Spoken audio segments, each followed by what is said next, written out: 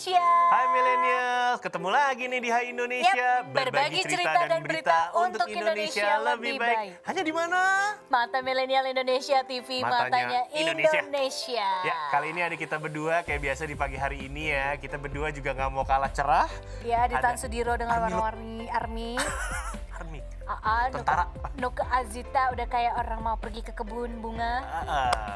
Cerah ya hari ini Ibu kita. guru. Ibu guru. Gue ibu guru kehidupan kayak. Banyak banget ya. Mata pelajarannya. Wajangan kehidupannya banyak ya. Kalah tuh Mary Riana sama Mario Lewat Teguh kayaknya sama semuanya. gue. Iya lewat lah. Yes. Panggilnya ibu guru galau. Betul ibu guru. Nggak, tapi pagi ini jangan galau. Di pagi hari ini dengan hadirnya Ibu Guru Nuke, kita akan membahas tentang kelas IPS sejarah ya Bu ya? Iya. Sejarah. Bukan sejarah hidup lo, bukan. Bukan apalagi sejarah hati lo. Bukan. Kita bakal ngebahas tentang sejarah ikon yang sangat terkenal di kota Jakarta. Yap. Dan ikon ini pernah membuat gue salah sangka. Kenapa salah sangka? Jadi ikon ini kan bentuknya kayak lilin Monas kan. Iya. Selalu dibilang bahwa di atasnya adalah emas 100%. Iya kan? Lapisan. Nah, gue pikir emas, gue gak inget lapisan emasnya. Lapisannya hanya Gue pikir itu lapisan. bener-bener satu bulat gitu bulet, kan? satu itu emas. Enggak. Lapisan luar. Iya, gue pikir tuh satu bongkah itu gimana nyolongnya, ternyata nggak lapisan. Gue udah konfirmasi ke temen gue yang kerja di situ. Gue punya temen kerja di Monas. Iya. Enggak, itu luarnya doang kata dia. Iya, lapisan luar. Enggak full setebal itu emas tuh, enggak, hanya dilapiskan di luarnya aja. Ya, itu dia, sempet salah sangka ya saya ya. Oke, jadi ini kalau kita ngomongin tentang Monas atau Monumen Nasional pada tahun 1950, Jakarta ini kembali menjadi ibu kota Republik Indonesia setelah sempat dipindahkan ke kota Yogyakarta pada awal tahun 1946, awal Januari.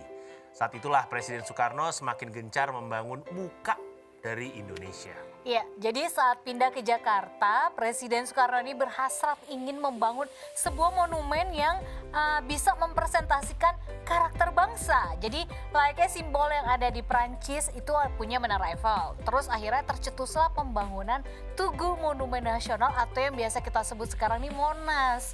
Nah, monumen ini merupakan agenda memang yang diutamakan yang menjadi hasrat Presiden pertama Indonesia yaitu Bapak Insinyur Soekarno. Ya, Gitu. betul sekali. Dan selain itu tujuan pembangunan Tugu Monas ini adalah untuk mengenang dan mengabadikan kebesaran perjuangan bangsa Indonesia yang dikenal dengan Revolusi 17 Agustus 1945. Dan juga sebagai wahana untuk membangkitkan semangat patriotisme generasi sekarang dan yang akan datang. Lu ingat ke Monas? Kapan ke Monas terakhir? Gue sekolah. Oh enggak, gue udah terakhir gue ke Monas liputan yang 414 apa 212. Oh, liputan demo ya. Lo sempat lihat ini nggak? Gue nggak inget lo, gue sempat ke museum yang Dan di bawah. sebelum itu tapi juga gue nggak inget apa-apa. pas udah umur 20-an, 25, 26, berarti tahun 2016 atau 2017, gue sempat ke dalam, ke museum dan naik ke Gue atasnya. nggak inget museum yang di bawah tuh. Gue sempat tapi nggak inget. Terus gue naik ke atasnya. Nah, waktu gue kecil nggak tahu mungkin dibohongin guru kali ya, liftnya rusak. Itu bisa.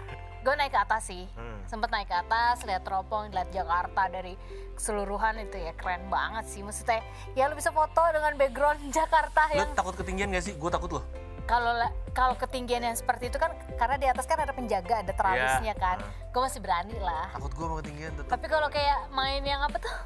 Climbing lah, Oh, apa Flying yang Fox. ketinggian kayak gitu-gitu tuh gue agak-agak jiper juga kan. Gak berani gue kalau kayak gitu. 2017-2019 Iya. Ya itu, terus gue pernah lewat satu hari, gue lewat terus lagi dibersihin. Cara bersihinnya pakai tali gitu. Iya, nah itu yang kayak gitu-gitu ya the best sih untuk pekerja-pekerja kita yang berani dengan ketinggian kayak gitu ya taruhannya nyawa lo Bo gitu Ya, kan. dan itu juga gue nanya Keren sama temen banget. gue yang kerja di Monas itu, jadi ternyata lapisannya disemprot terus. Iya dong, biar nanti nggak karat. Dan Iya. soalnya kan kena hujan, kena angin, kena panas setiap hari kan kayak gitu. Dia bilang, oh ya itu lapisan emas dan itu lapisan emas harus disemprot terus. Ya. Jadi memang aku pernah dengar sejarahnya pembangunan Monumen Nasional ini memang lagi-lagi gagasan presiden pertama kita karena saat itu dia ingin membangun jor-joran. Memang saat pembangunan Monas, terus stadion GBK itu Presiden Soekarno tuh benar-benar lagi jor-joran ingin membuat ya Indonesia harus punya simbol, harus punya karakternya. apa gitu. Kayak tadi kan dia bukan berkubur tapi melihat di Paris dia udah punya Menara Eiffel. Terus di mana mungkin lagi kan di Italia ada Menara Pisa. Nah, Indonesia ikoniknya tuh apa? Emang bener kan sampai sekarang kayaknya kalau orang-orang di daerah tuh ke ibu kota, aku pengen ke Monas. Pengen ke Monas, pengen lihat Monas. Iya, itulah jadi ikon atau ikoniknya Indonesia. Jadi kalau datang ke ibu kota Indonesia di daerah khusus Ibu kota. Jakarta ya intinya pasti orang-orang yang dari luar daerah Monas dong. Mau lihat Monas dan itu Bagi juga kita mungkin Monas tuh kayak yang "Ya udah sih, udah iya, Monas itu gitu. juga menjadi catatan ya bahwa saya selama 30 tahunan mengira bahwa itu satu bongkahan emas. 30 Ternyata tahun. bukan. Makanya waktu dulu tuh zaman Bapak Presiden Soeharto sempat ada pesulap kondang datang ke Indonesia namanya David Copperfield. Dia mau ngilangin kepalanya Monas, nggak boleh sama Pak Harto. Ya nggak boleh lah. Nggak boleh jangan. dihilangin katanya. Itu jangan diganggu gugat. Dan waktu itu saya udah mikir dirusak. itu kan satu bongkah emas ya David Copperfield mau nyolong kali ya. Jangan. Saya mikirnya kayak gitu. Oh, alhamdulillahnya akhirnya Pak Soeharto nggak Ya, kasih. ternyata lapisan emas guys, bukan bongkahan emas. Lapisan luarnya. Maaf ya, men. saya rakus ya. Saya rakus, saya mikir itu adalah bongkahan. Hanya lapisan aja dan di bawahnya di lantai dasar pas kita masuk tangga Monas itu juga agak lumayan kan ya. Itu di bawah tuh kalian itu museum jadi bisa ngeliat sejarah-sejarah Indonesia dari zaman dulu seperti apa, foto-foto lama DKI Jakarta tempo dulu kayak gimana gitu. Jadi ya banyak cerita-cerita sejarah yang bisa kalian pelajari kalau di Museum Nasionalnya yang di bawah. Oke. Gitu. Nanti bisa naik lift untuk naik ke puncaknya biasanya. Gue waktu kecil banget ke museumnya itu nggak inget apa-apa gue.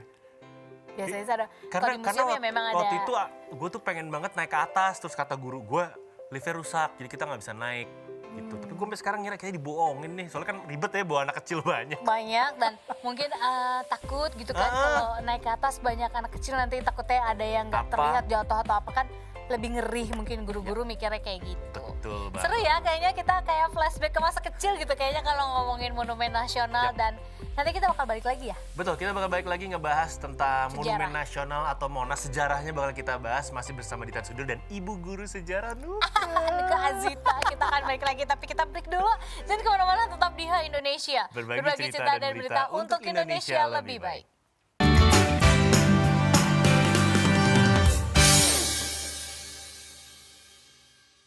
Hai, welcome back to the show. It's Hai Indonesia, berbagi cerita dan berita untuk Indonesia lebih baik. Dan kita masih ngebahas tentang Monumen Nasional atau Monas yang menjadi salah satu ikon dari kota Jakarta ya. Dan kalau tadi udah ngebahas sedikit tentang Monas, oh ya ini ada Ditan sama Nuka masih nemenin. Anyway. Sorry lupa ke Ibu Guru Nuka ya kan. Ini pakaiannya udah kayak Ibu Guru gitu. Mana ada ini pakai mau tamasya ke museum ini atau ke taman bunga ini. Oke, kita bakal ngebahas Tinggal tentang kupu-kupu sejarah nanti berdirinya Monas. Iya boleh. Gagasan awal pembangunan Tugu Monumen Nasional atau Monas ini muncul beberapa hari setelah peringatan 9 tahun kemerdekaan Indonesia, tepatnya pada tahun 1954. Saat itu dibentuk panitia Tugu Nasional yang bertugas mengusahakan berdirinya Tugu Monas, yang terdiri dari Bapak Sarwoko Martokusumo sebagai pemimpin, ada Bapak S. Suhut sebagai penulis, terus ada Bapak Sumali Prawiro Sudiryo sebagai bendaharanya. Dan ada 4 orang anggota juga yaitu ada Supeno, ada K.K. Wiloto, ada E.F. Wenas, dan Sudiro. Yang gue. Iya. Oke. Setahun setelahnya akhirnya dibentuklah panitia pembangunan Monas yang dinamakan Tim Yuri yang diketahui langsung oleh Presiden Soekarno saat itu ya. Dan tim ini ditugaskan mengadakan sayembara untuk dapat menggambarkan Tugu Monas itu seperti apa. Nah, kriteria penilaian untuk sayembara ini dirinci lagi akhirnya menjadi 5, yaitu yang pertama harus memenuhi gambaran nasionalisme. Yang kedua, harus menggambarkan dinamika dan berisi kepribadian Indonesia serta mencerminkan cita-cita bangsa Indonesia. Yang ketiga, melambangkan dan menggambarkan api yang berkobar di dalam dada bangsa Indonesia. Yang keempat, harus menggambarkan hal yang sebenarnya bergerak meski tersusun dari benda mati. Dan yang terakhir ini harus berbentuk tugu dan dibangun dari benda-benda yang tidak cepat berubah dan tahan sampai berabad-abad lamanya. Oke, dan akhirnya sayembaranya dilakukan sebanyak 2 kali. Sayembara pertama ini dilakukan pada tanggal 17 Februari 1955 dan berhasil mengumpulkan 51 karya. Yang pertama ini ada karya Friedrich Silaban, ini berhasil masuk menjadi kriteria dari sayembaranya. Baik, selanjutnya sayembara kedua digelar pada tanggal 10 Mei 1960 dan akhirnya berhasil mengumpulkan 136 karya dari 222 peserta. Meskipun demikian, nggak ada satupun karya dari sayembara kedua yang bisa menyaingi karya dari Frederick Silaban tersebut ya. Akhirnya rancangan Tugu Monas karya Silaban inilah yang memenuhi beberapa kriteria Presiden Soekarno, yaitu yang menggambarkan karakter bangsa Indonesia. Oke, meskipun berhasil memenuhi kriteria tersebut, Bung Karno ternyata masih kurang puas dengan rancangan Tugu Monas karya Pak Silaban. Panitia kemudian membujuk Bapak Silaban untuk merevisi desain rancangan sesuai dengan keinginan Bapak Presiden Soekarno. Dan selain itu, desain rancangan Silaban dinilai terlalu megah, terlalu mewah katanya, sehingga akan membutuhkan biaya yang sangat besar untuk mewujudkannya. Sedangkan saat itu negara ini ya sedang dalam situasi perekonomian yang buruk. Bapak Silaban menolak untuk mengubah rancangan Tugu Monas buatannya. Bapak Silaban justru menyarankan agar pembangunan Monumen Nasional ini ditunda aja hingga kondisi keuangan negara membaik.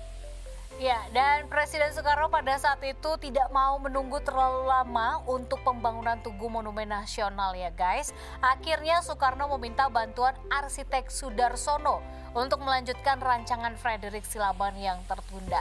Nah, Sudarsono kemudian menyematkan angka 17 meter sebagai tinggi cawan dari halaman, 8 meter lebar dasar monumen, dan 45 meter sebagai lebar halaman cawan. Nah, angka-angka tersebut kalau kalian lihat kan ini merupakan tanggal kemerdekaan Indonesia, yaitu 17 Agustus 1945. Iya, dan desain Tugu Monas yang menjulang tinggi ini juga mengandung filsafah, yaitu Lingga dan Yoni. Filsafah Lingga dan Yoni ini simbol dari zaman dahulu kala banget yang menggambarkan kehidupan pribadi, yaitu unsur positif Lingga dan unsur negatif Yoni, seperti adanya siang dan malam, laki-laki dan perempuan, baik dan buruk. Ini merupakan keabadian dunia. Kalau bahasa keren internasionalnya yin and yang. Iya. Nah, di sini juga terdapat 3 tahapan pembangunan Monumen Nasional. Tahap satunya ini pada tanggal 17 Agustus 1961, pembangunan tahap pertama Monumen Nasional mulai dilakukan dengan mengambil perencanaan, terus konstruksinya juga hingga material dari dalam negeri. Nah, pada tahapan pertama ini pembangunan dimulai dengan menancapkan pasak beton yang berjumlah 284 sebagai fondasi. Terus pembangunan fondasi dan dinding berlangsung hingga tahun 1963. Jadi 2 tahun ya? Yep, bener banget. Dari 61 ke 63. Lumayan cepat loh itu. Oke, dan akhirnya tahap keduanya dilakukan pada tahun 1966 hingga 1968. Pembangunan tahap kedua Monumen Nasional ini kembali berlangsung untuk melengkapi tahapan sebelumnya. Namun, pembangunan kedua ini sempat tertunda ya, karena adanya gerakan 30 September. Dan akhirnya pembangunannya kembali dilanjutkan pada tahun 1969 sampai 1976. Yep. Nah, terus tahap ketiga atau tahap akhir ini, tahapan ini pembangunan dilanjutkan dengan menambahkan diorama hingga museum bersejarah yang dilakukan pada tahun 1969 sampai 1976. Nah, setelah seluruh pembangunan Monumen Nasional ini rampung, Presiden Soekarno meresmikannya di tanggal 12 Juli 1975 dan akhirnya dari situlah dibuka untuk umum. Oke, ini jadi pelajaran sejarah ya? Seru ya, tapi kita jadi tahu loh, nggak hanya taunya cuma datang, oh iya ini Monas. Ya. Tapi ternyata kita jadi tahu Monas itu pembangunannya lumayan lama. Lumayan dari lama. Ini 1960 sampai 50-an tadi ya? 1975. Betul, tapi dari mulai nyari sayembara kan dari tahun 50-an. Iya. Ini sedikit bahas nih, tadi kan ada nama Sudiro, itu Raden Sudiro eyang gua. Jadi eyang gua itu wali kota terakhir DKI Jakarta dan gubernur pertama DKI Jakarta. Dia yang pas transisinya. Dan emang bener pas lagi persiapan Jakarta itu dia banyak ngebantu Bung Karno. Gitu. Tapi gue baru tahu Monas urusan dia juga. Ya karena kan saat itu dia menjabat sebagai gubernur DKI Jakarta, tempat di mana Monumen Nasional itu berdiri. Jadi dia ngurusin ya mau juga. tidak mau, masa seorang gubernur lepas tangan ya kan nggak mungkin. Gak mungkin, ibaratnya kayak gitu. Ini salah satu sejarah juga, nanti bakal gue tanya bapak gue. Ya dong, harus ya, harus tahu, harus melek sejarah. Jangan menganggap sejarah itu kayak ya udahlah. Udah lewat. Udah lewat, Ini ngapain sih sama lu tahu? kayak kata-kata Bung Karno ya, jas merah ya, jangan sekali-sekali melupakan sejarah. Dan yang gue kaget tuh pembuatannya lama loh. Dari tahun Sebelum 1960. akhir 50 sampai 76. Ya, pembangunan yang benar-benar fondasi Dari 1960. nol ya, dari sayembara Ya, mungkin segala kalau macam. 1950 tuh dari rancangan buka sayembara untuk rancangan mana yang bagus.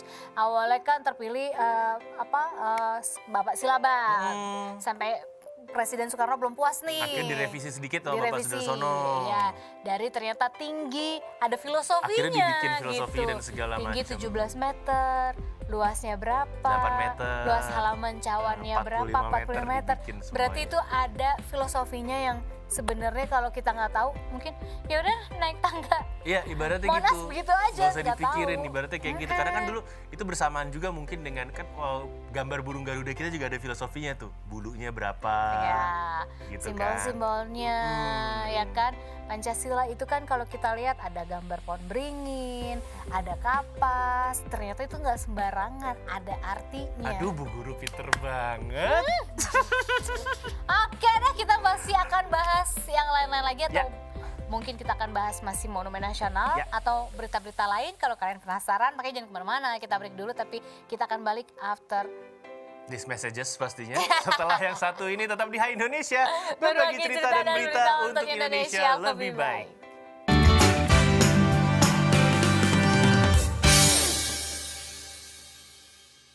Hai Indonesia, kita balik lagi akhirnya. Sesuai janji Nuke, kita masih bahas Monas ternyata. Kalau di segmen 2 tadi kan kita udah bahas panjang kali lebar soal sejarah pembangunan dari Monumen Nasional atau yang biasa kita sebut Monas, ya kan Dita? Iya, betul sekali. Ternyata Monas itu juga punya filosofi, ya kan, yang mengartikan tanggal kemerdekaan 17 Indonesia, 17 Agustus Tingginya 17 1945. meter, terus lebar Cawannya cawannya 8 meter, lebar lawan tamannya halamannya 45 45 meter. Ternyata itu simbol dari kemerdekaan Indonesia. Ternyata itu betul sekali. Iya, jadi punya arti ya. Kalau kalian sekarang mau berkunjung ke Monas, ternyata udah paham nih. Monas tuh nggak hanya monumen atau museum aja di bawahnya, tapi ternyata itulah ciri khas bangsa Indonesia ya, atau bisa dibilang tugu kebanggaannya Ya, betul orang banget. Indonesia, adanya tepatnya di ibu kota Jakarta. Oke, Gitu. dan kita masih akan ngebahas mengenai Tugu Monas kali ini. Kalau tadi kita udah ngebahas tentang sejarah-sejarahnya, sekarang kita bakal Yap. balik bahas sejarah-sejarahnya. Ini ada tentang fakta Tugu Monas, penyumbang emas untuk lidah api Monas. Kan dia lilin tuh, di atasnya tuh ada kayak, ya itu lidah api. Ya kan sesuai dengan simbol yang Presiden Soekarno mau kan, bahwa dia mau ada kobaran, bentuk kobaran api di atas. Ya, Itu ini- tanda semangat Ini juangnya adalah kita. hal yang dulu saya salah kira, saya pikir itu adalah emas solid ya, ternyata tidak ya. Lapisan luarnya aja. Oke, ini ada seseorang tokoh bernama Teku Markam, seorang saudagar yang berasal dari Nangro, Aceh Darussalam. Dia menyumbang 28 kg emas untuk melapisi lidah api Monas ya. Jadi semasa hidupnya Teku Markam nih terus berjuang membela tanah air dan kemudian meninggal pada tahun 1985. Saat pertama kali dibuat, emas yang digunakan untuk melapisi lidah api ini mempunyai berat 35 kg. Tetapi pada tahun 1995 saat Indonesia merayakan ulang tahun emas kemerdekaan yaitu ke-50 tahun, lapisan emasnya ditambah lagi hingga seberat 50 kg. Lidah api ini melambangkan semangat perjuangan rakyat Indonesia yang berkobar saat melawan penjajahan. Iya, dan ternyata Monumen Nasionalnya juga sempat beberapa kali berganti nama ya. Sejarahnya tuh seperti itu.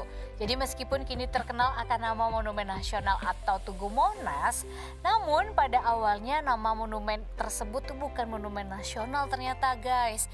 Jadi ada beberapa nama dan juga julukan yang pernah diberikan pada monumen yang berlokasi di persis depan Istana Kepresidenan tersebut ya.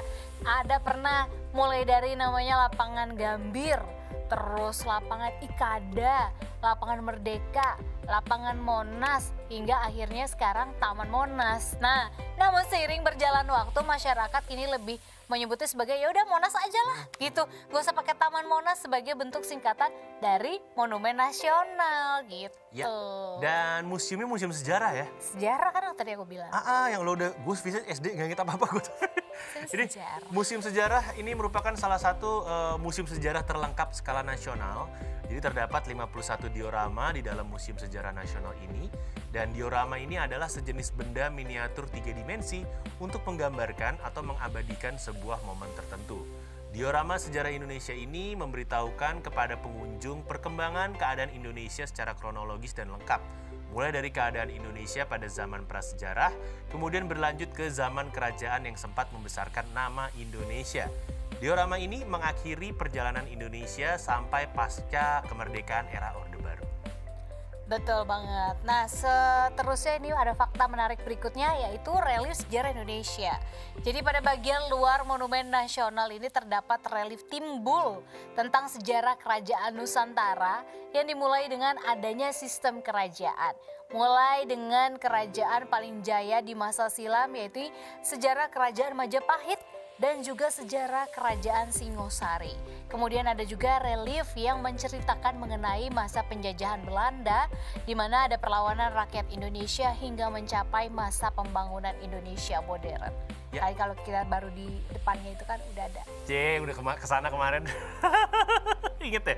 Masih inget ya? Masih dong. Oke, gitu. terus ada juga ruang kemerdekaan nih. Ruang kemerdekaan ini berbentuk amfiteater dan terletak di dalam cawan Tugu Monas. Jadi dalamnya ini ada 4 atribut kemerdekaan Republik Indonesia seperti peta kepulauan negara, bendera Sangsaka Merah Putih, lambang negara Bhinneka Tunggal Ika, dan juga pintu gapura yang berisi naskah proklamasi kemerdekaan. Proklamasi itu ya.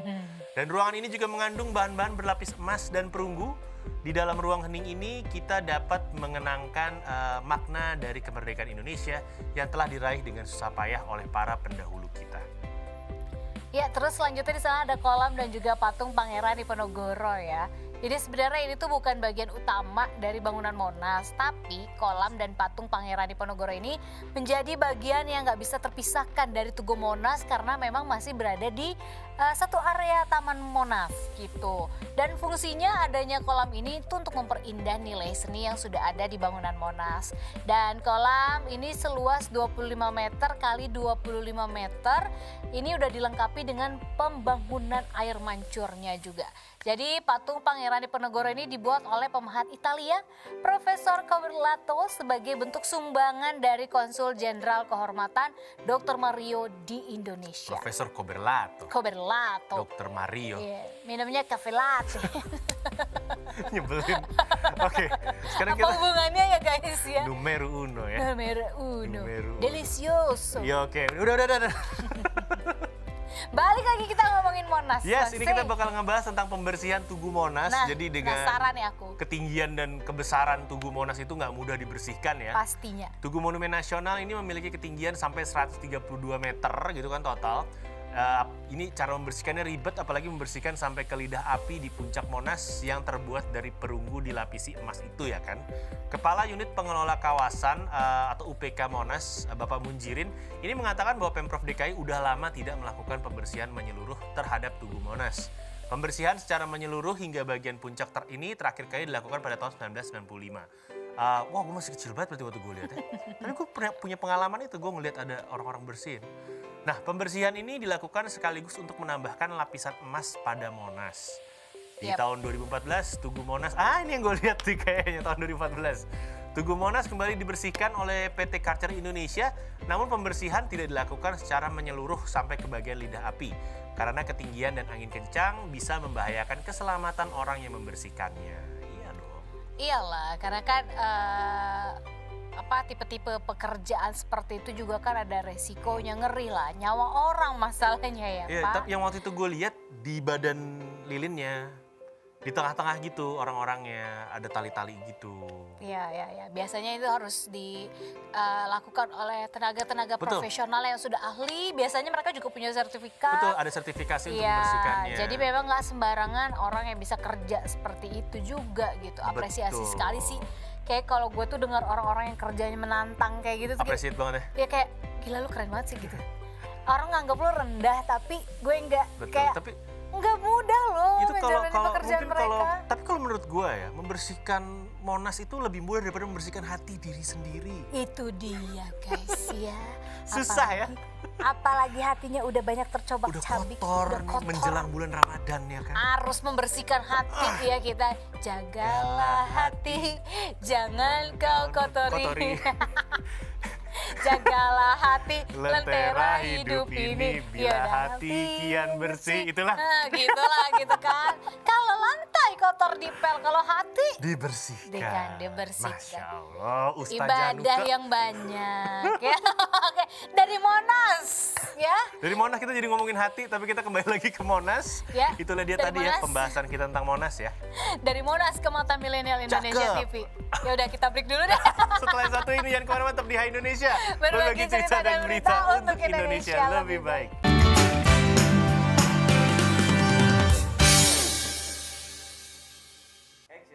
Hai Indonesia. Hai millennials, kembali lagi di Hai Indonesia, berbagi cerita dan berita Untuk Indonesia lebih baik ya. Ini kita udahin dulu obrolan tentang Monas. Monas Ya. tuh itu kan lilin ya. Lilin tuh biasanya nyala malam. Lilin malam, tapi nggak, Monas itu selalu menyinari kita sepanjang hari. Itu karena dia monumen. Kalau kita ngomong malam tuh kita butuh api di malam hari, bisa mati lampu kita nyalain lilin gitu. Dan Iya. malam-malam enak ngopi tuh. Enggak juga sih kalau Nungguin malam. bola. Kalau gue sih sebenarnya dari kopi itu dari pagi, Oh iya, gua lupa. siang, sore, ya malam kadang-kadang gue stop. Tapi Iya. kalau lagi kepengen, ya udah bikin juga. Nuka ini adalah tipe teman saya. Saya punya beberapa tipe teman-teman. Ini adalah tipe teman yang kalau belum kena kopi bisa marah-marah. Beneran. Rungsing gue. Lu kenapa sih hari ini emosi? Gue belum ngopi. Oke. Oke, Bisa jadi alasan. tapi emang bener. Iya gue tahu. Udah gak Kayak apa-apa. sampai siang nih, makan gue udah. Apa udah? Aduh, apa yang kurang ya? Kayak masih rungsing gitu loh. Iya. Tahu gua. Ternyata. Ngomong-ngomong kopi guys ya, ini aku agak-agak bahaya sih sebenarnya dengernya gitu. Karena ternyata ditemukan ada merek kopi saset yang mengandung Viagra dan juga paracetamol. Ngeri gak tuh? Iya itu dia. Makanya ini Badan Pengawas Obat dan Makanan BPOM menemukan produk-produk kopi yang mengandung bahan kimia obat atau BKO ya. Nah, hasil operasi penindakan terhadap sarana ilegal yang memproduksi pangan dan obat tradisional mengandung BKO di Kota Bandung dan Kabupaten Bogor pada hari Selasa 22 Februari 2022. Ini menemukan produk kopi yang diduga mengandung BKO paracetamol dan juga sildenafil. Ini jangan-jangan gue pernah nyoba kopinya nih. Makanya Kopi nih. cowok nih. Aduh. Nah, barang bukti kopi tersebut antara lain ada kopi jantan, kopi celeng. Nah itu yang gue coba. Dia seneng banget loh udah nyoba. Nah dulu, oke, habis kopi celeng, pantas lu celeng ya kan. Selanjutnya ada kopi bapak, ada kopi spider, ada kopi urat madu. Gue mau bacanya sampai urat malu loh tadinya. Oke, kopi Jakarta Bandung. Ada ya? Gua Emang juga baru tahu. ada? Yang gue tahu ada kopi celeng sama kopi bapak itu, tapi gue celeng. Pantas lu celeng abis itu ya. Tapi emang efek-efek awalnya mungkin karena gue bukan pengopi ya, efek awalnya iya agak pusing, ada pusing, abis itu udah Vitalitas. vitalitas. Ya lumayan lah, lumayan lah. Iya kan namanya kopi celeng. Ya karena nggak segitunya juga sih, tapi iya. Kecelengan lo abis itu. Gitu. Kecelengan ya.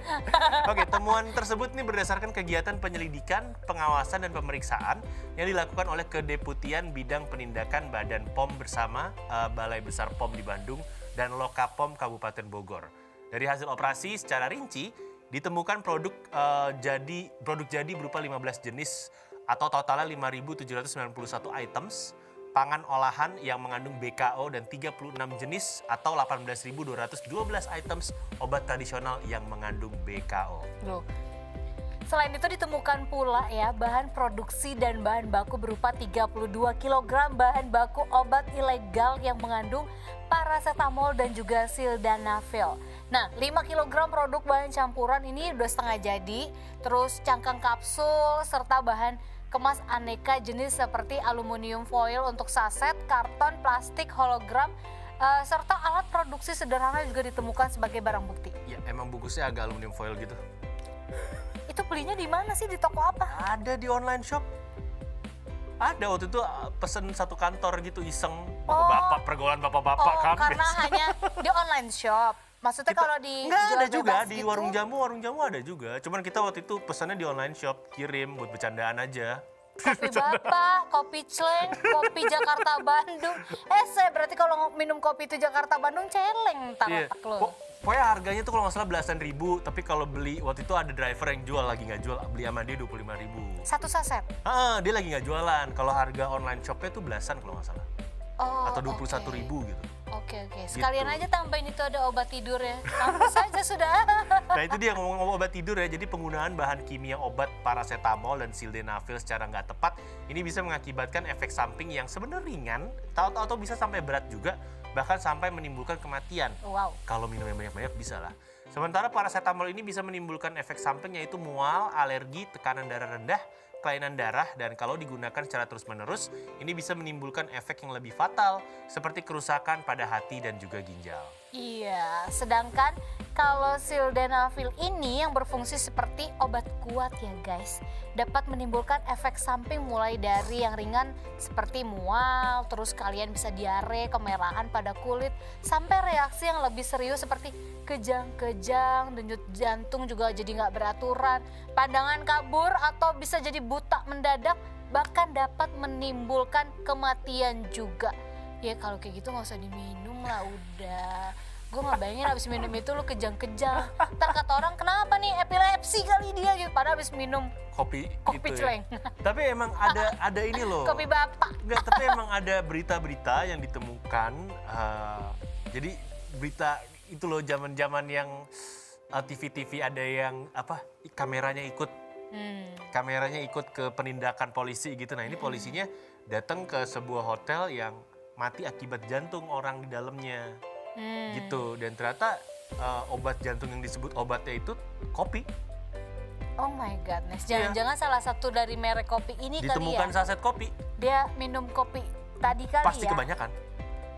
Niatnya banyak. untuk vitalitas gitu. Terus ada kandungan paracetamol, jadi kalau belum tersalurkan ada paracetamol kan ngilangin pusing. Nggak taunya jantung. Jantungnya bisa Kan kena. mati, iya kan. Gitu. Dan obat-obat kayak gini kopi-kopi kayak gini dijual Bebas. sebenarnya. online. Kalau kayak di online atau di warung-warung jamu itu loh. Warung-warung jamu yang di itu ya, Mereka pasti punya salah satu kopinya ibaratnya. merek tadi itu. Iya, gue kan kadang juga suka ngejamu. Yang ngejamu masih nggak apa-apa. Tapi kalau udah kopi beginian, membayangkan paracetamol ketemu obat kuat. Gak, gue kunyit asem. Ya masih sehat lah Kunyit kunyit asem asam. gue. Lu masih mending lah tuh lu minum kunyit asam. Udah jangan lagi-lagi lu minum kopi celeng. Tambah celeng nanti Enggak, Dita. waktu itu sekali aja waktu itu. Tapi bener-bener langsung pusing Enggak, gitu. iya. Pusing iya, habis itu efeknya 3 jam kemudian lah. Karena kan obat-obat itu ketemu kafein ya. Betul. Sedangkan kita aja kalau abis ngopi nggak boleh langsung minum obat. Iya kan? Gitu. Nah ini gue bingung sama yang menciptakan. Maksudnya apa? Ya itu dia biar pusing-pusing enak. Pusing enak. Bukan pusing enak, lu celeng Iya, celeng ujung-ujungnya. aja. Jangan ya guys ya, kalau udah tahu nih gitu. kan tadi Doko udah spill nama-nama kopinya yang udah ditarik dari BPOM dan dirazia kepolisian karena itu memang nggak baik, bisa membahayakan gitu loh. Kita minum obat habis itu minum kopi aja nggak boleh. Nah ini dicampur. Ya itu dia makanya. Mm-mm, Kurang-kurangin jangan. say, Besti jangan ya. Yang normal-normal aja Iya Besti, olahraga biar Iya, vitalitas minum kuat. kopi udah kopi yang Besti. banyak di iklan aja deh tuh kan. Nggak bisa sebut merek juga di sini bahaya. Ya Ya itulah gitu dia. lah, yang sehat-sehat aja dikonsumsi, yang benar-benar aja udah ya. Udah serem ngebahas kematian ya. Kita bakal balik lagi habis satu ini ya. Jangan kemana-mana, tetap di Hai Indonesia. Berbagi cerita dan berita Untuk Indonesia lebih baik.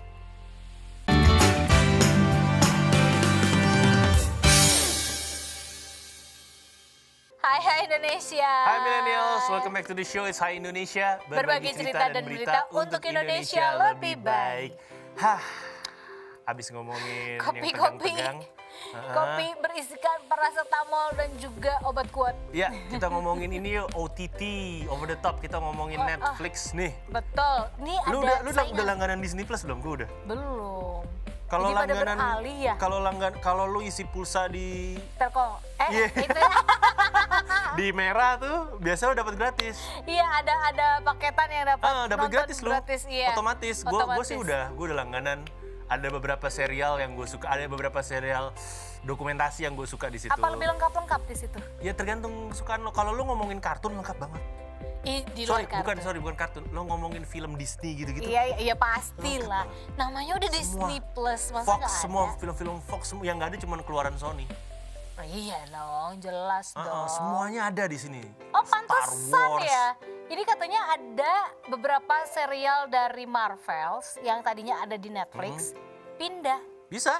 ke Disney Plus. Waduh, saingan ya. OTT ini udah pada saingan Bisa. nih. Ayo, lengkap-lengkapan ini apa film-filmnya. Jadi Marvel Studio dan Disney ini terus menambah properti mereka ternyata ya guys. Jadi setelah mendapat properti Marvel di Fox, kini mereka mendapatkan juga properti mereka dari Ya, Netflix. properti itu maksudnya film-film ya. Film-film maksudnya ya. Jadi mulai tanggal 16 Maret mendatang, maksudnya 16 Maret ini, nah ada 6 serial Marvel yang sebelumnya ada atau tayang di Netflix, ini akan dipindah dan tayang jadinya di Disney Plus. Nah, setiap season dari serial tersebut ini akan ditayangkan sepenuhnya di Disney Plus. Ya, gitu. jadi kehadiran 6 serial tersebut ini sekaligus membuat Disney Plus memperbaharui kebijakan menonton di layanan streaming tersebut ya. Jadi sejauh ini tayangan di Disney Plus ini lebih ramah keluarga. Sementara serial dari Netflix itu lebih bersifat tayangan dewasa karena mengandung kekerasan brutal. Nah, Disney Plus kini melakukan update pada parental control mereka. Perubahan ini akan membuat pengguna bisa memilih batasan rating untuk tiap profil di satu akun bersama dengan tambahan PIN ya. Nah, ngerti gue. Sama karena kayak Netflix. ada kekerasan dewasa Iya. kan. Jadi ada tambahan PIN lagi kalau mau nonton itu. Berikut ini 6 serial Marvel di Netflix yang udah pindah ke Disney Plus. Yang pertama nih ada film Daredevil. Kalau filmnya, ya benar, Daredevil. Serial ini pertama kali tayang di Netflix pada tahun 2015. Menceritakan tentang asal dan usul perjalanan Matt Murdock sebagai Daredevil. Setelah 3 season ditayangkan, serial ini tidak dilanjutkan lagi oleh Netflix. Namun Marvel seperti udah memiliki rencana lain untuk serial Daredevil, yaitu Matt Murdock udah diperkenalkan di Marvel Cinematic Universe atau MCU setelah menjadi cameo di Spider-Man No Way Home. Selain itu, Kingpin, musuh utama Daredevil, juga udah diperkenalkan di Marvel Cinematic Universe lewat serial Hawkeye di Disney+. Ya, selanjutnya ada Jessica Jones. Nah, serial yang mulai tayang di tahun 2015 ini sudah memiliki 3 season ya guys. Nah, serial ini juga menceritakan tentang si Jessica ini yang membuka layanan detektif khusus dan juga spesialis menangani kasus yang melibatkan orang-orang dengan kemampuan khusus. Dia membuka layanan itu tidak hanya untuk membantu orang tapi juga membantu masalah finansialnya. Jessica adalah salah satu karakter superhero yang menderita gangguan mental PTSD. Gitu. Oke, dan selanjutnya ada Luke Cage. Ini dibintangi oleh Mike Colter. Luke Cage ini berjalan sepanjang 2 season di Netflix. Serial ini tayang perdana pada tahun 2016 dan serial ini berfokus pada Luke Cage, seorang pria dengan kekuatan super dan kulit yang tidak bisa ditembus akibat eksperimen yang disabotase. Setelah gagal membina hubungan dengan Jessica Jones, Luke berusaha membangun lagi hidupnya di Harlem, New York, tapi dia kemudian ditarik dari bayang-bayang dan dipaksa terlibat pertempuran di kota itu. Ya, selanjutnya ada film Iron Fist, ya kan? Serial ini kali pertama tayang pada tahun 2017 dan berjalan sepanjang 2 season di Netflix. Serial ini juga berkisah tentang Danny yang kembali muncul setelah diduga sudah mati 15 tahun lalu. Di New York, Danny ingin kembali terkoneksi dengan masa lalunya dan dia juga menginginkan posisinya di perusahaan keluarga yang dijalankan mantan mitra bisnis ayahnya. Danny berharap bisa memulihkan warisan keluarganya dengan mengalahkan orang yang mengancamnya. Yap, dan selanjutnya ada film The Punisher. Serial ini mulai tayang pada tahun 2017 dan berjalan sepanjang 2 season. The Punisher ini berkisah tentang Frank Castle yang melakukan balas dendam pada orang-orang yang dianggap bertanggung jawab atas kematian istri dan anak-anaknya. Dia kemudian menemukan konspirasi yang lebih dalam daripada kejahatan bawah tanah di New York. Dia pun harus menggali lebih dalam untuk menemukan kebenaran tentang ketidakadilan yang mempengaruhi banyak orang. Ya, terus ada The Defenders ya, serial yang dirilis di tahun 2017 ini hanya berjalan sepanjang 1 season aja. Serial ini juga mempertemukan 4 superhero Marvels di serial Netflix, yaitu ada Matt Murdock, Jessica Jones, Luke Cage, dan juga Danny Rand. Dan mereka bersatu membentuk The Defenders untuk menyelamatkan New York. The Defenders akan diperkenalkan di MCU lewat varian Doctor Strange di Doctor Strange in the Multiverse of Madness. Sebelumnya diketahui apakah anggota lain ini dari The Defenders akan ikut diperkenalkan, tapi Marvel sepertinya mulai merangkul karakter mereka yang sebelumnya berada di luar MCU. Masih belum tahu nih berarti Masih belum tahu, masih tebak-tebakan ya. Ya, tebak-tebak buah manggis deh Tebak-tebakan pokoknya. buah manggis gitu. Ayo kira-kira, emang demen banget buat orang penasaran ini. Iya, tapi gue kalau Netflix gue lagi nonton serial Jepang yang tentang makan makanan. Kayaknya as always Sweet deh. Tooth apa gitu. Iya, lu tuh as always deh nontonnya tuh gituan gitu kan. Makan. Iya, kemarin ada Road to Happiness Iya, kan Jepang iya. juga kan. Terus ini lu sebut lagi makan Jepang lagi. lagi. Kalau kemarin kan tentang ada buka karakternya kayak ini. Kayak siapa artis Nawilis tuh.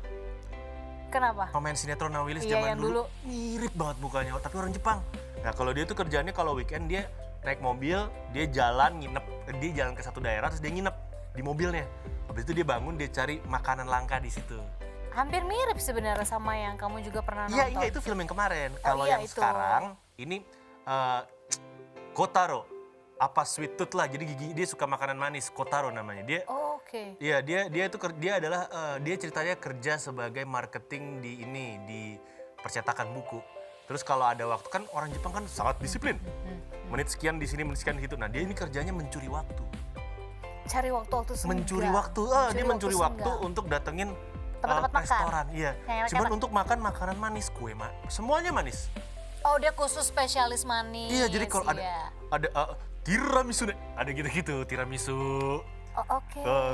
Gitu. Jepang kan Oke, gitu, oke. bahasa Jepang ya tiramisu gitu Oh, tiba-tiba. tapi giginya dia bagus. Dia doyan manis-manis. Terus kalau misalnya digigit nih, saya dipotong tiramisu. Terus digigit tiba-tiba, twing kayak kartun. Enak tiba-tiba dia terbang. Oh, gitu. Oh my serius. goodness. Gue Serius. gak ngerti lagi mau tontonan Gak di bohong, tanah. gua ada itu lucu banget. Kayak tiba-tiba dari kepalanya keluar asap. Oh, nikmat sekali, enak sekali. Jadi karakter dia kan serius. Serius gitu kan. Kayaknya lu Tapi udah kalau- mulai ikut-ikutan sama karakter itu deh. Tapi kalau dia Sekarang- gigit makanannya dia jadi dia jadi gitu. Karakter lucu banget. Gue tuh kadang nonton cuma nungguin bagian itu doang. Tuh kan, dia tuh aneh-aneh nontonnya. Kita di Netflix kan nyari series-series yang bagus gitu kan. Kayak aku tuh kayak lagi suka thriller gitu-gitu loh. Yang detektif, memecahkan kasus kayak ini pembunuhan siapa, ternyata plot twist nih, kayak gue pikir dia nih pelakunya, Taunya katanya bukan. bukan. Lagi suka nonton film-film yang seru kayak Pantes gitu. lo suka aneh insomnia ya, susah tidur. Filmnya menegangkan. Iya. Coba lo nonton mulu koleksi gua. film gue lah, ketawa-tawa lo. Ada film yang udah gue selesai namanya Midnight Dinner. Di Jepang, film Jepang juga. Gak tahu ya, gak hanya film, buku pun rata-rata jadinya kalau memang gue mau baca novel gitu, gue harus nyari novel Thriller. yang itu dulu, memang yang benar-benar bikin gue mau baca terus. Oke, Terus. ini filmnya Midnight Dinner ini, jadi kerjaannya tuh ceritanya dia punya warung kecil. Jadi dia tukang masak, terus 3 meja depan dia gitu.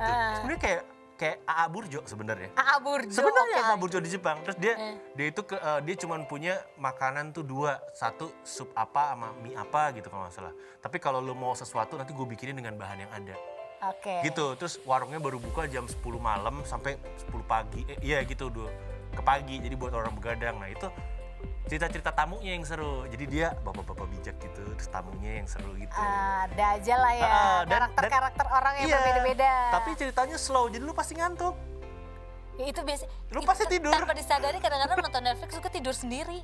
Iya. Ya jatuh. Jatuh nggak apa-apa. Nah, orang kaya beli lagi besok.